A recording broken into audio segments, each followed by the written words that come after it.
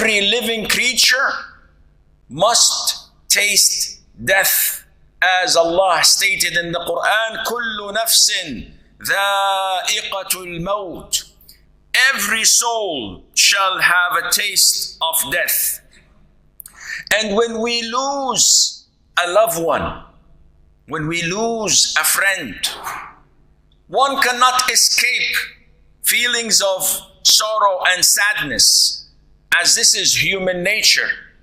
Our Prophet ﷺ, when he lost his last son, Ibrahim, some say he was a year old, and some say he was a year and a half, definitely less than 2 years of age. When he died, the Prophet himself ﷺ was saddened by it. So this is something that no one can escape. However, it would be a great relief if we are able to at least be inclined that our loved ones had died a good death. But how do we interpret a good death? A good death is dying on something that pleases Allah Azza wa Jal. And Allah the Almighty has given us signs so that we can judge if this was a good death or not. Bearing in mind that these signs are not 100% proof to say that he's in Jannah or not. Because the methodology, the aqeedah, the creed of Ahlul Sunnah wal Jama'ah, that we do not assign a person to heaven or to hell unless there is proof from the Quran and to the Sunnah. Even if a kafir dies in front of us, we cannot say that this particular individual, John, Jim, or Donald, is in hell. We cannot say this because this is only in Allah's knowledge. We say, generally speaking, whoever dies a kafir will go to hell. And whoever dies a Muslim will go to paradise. Whoever has these signs in him, we pray and wish and we're hopeful that he will be among the people of Jannah, because this was a good sign. So let us go through some of these glad tidings given to us. The Prophet said, alayhi salatu wassalam, whoever concludes his life with the testimony, La ilaha illallah, he will enter Jannah. And this is straightforward. Concluding your life with La ilaha illallah means that insha'Allah you are among the people of Jannah. Whether you pass by hell to cleanse some of your sins, this is a different topic. Eventually you will go to Jannah. And this is one of the benefits of remembering Allah. If you analyze what goes into our minds, movies, music, slang words, curse words, then you realize that when death comes, the last thing that you would say is the last thing you lived by. Those who live by remembering Allah, by saying La ilaha illallah hundreds of times throughout the day, will die on that. Those who curse, those who swear a lot, whenever they see something they use the 4-letter word all the time, then they will die on this. May Allah protect us all.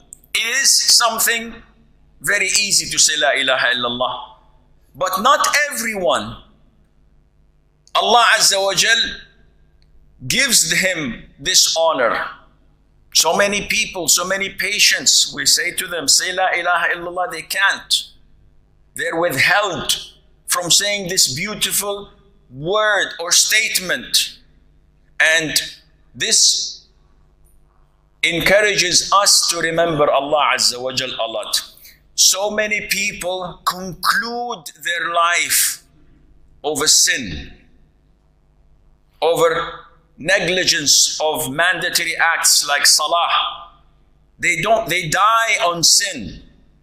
Some may die in their sleep. And this is known as sudden death. Sudden death, generally speaking, is not a good thing. Most of the Muslims pray for sudden death because they would like to avoid the agonies of dying. However, the Prophet said, alayhi salatu wasalam, he said that sudden death is the taking of someone who's angry. Meaning that Allah, when angered by a person, He takes him through sudden death. Because then he cannot say La ilaha illallah. Because then he could not return the rights to the people. He could not repent from sins. However, this is generally speaking. Scholars say, those who live by the Sunnah and die by the Sunnah, even if they had sudden death, they are inshallah in good hands. But the fear is upon those who are like me and you, who are sinful, who are postponing repentance and they do not do it on time.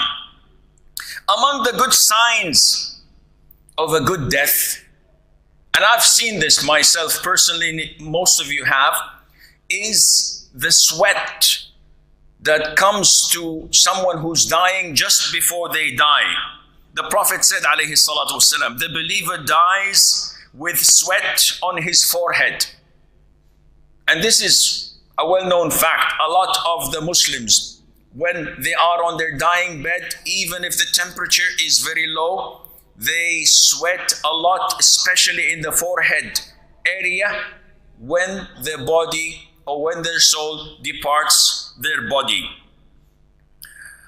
Among the good signs is to die on a Friday. We know that the best days of the week, the best day of the week is Friday. And the benefits of Friday are a lot.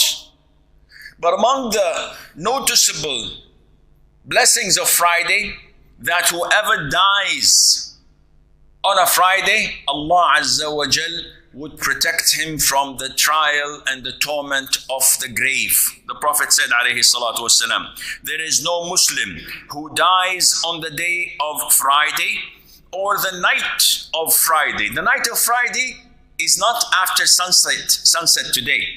It is last night, after yesterday's sunset. This is called the night of Friday. Whoever dies in the day of Friday or the night of Friday, but Allah will protect him from the trial, from the fitna of the grave. Also, Allah Azza wa Jal created us to test us.